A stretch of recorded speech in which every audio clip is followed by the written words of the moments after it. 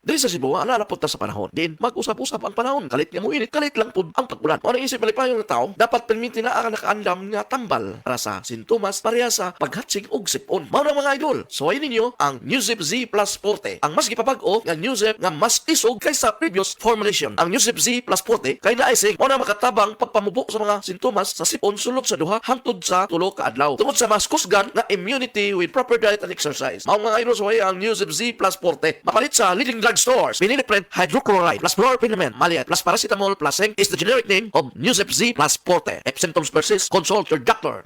DTX 500 makatabang sa paglibyo sa atong atay, pinaagi sa pagtangtang sa mga toxins gikan sa atong gikaon adlaw-adlaw para sa limpyo ug himsog na atay. Mag DTX 500 adlaw-adlaw. DTX 500 garantisado, highly recommended sa mga eksperto. DTX 500 mabalin sa mga butika.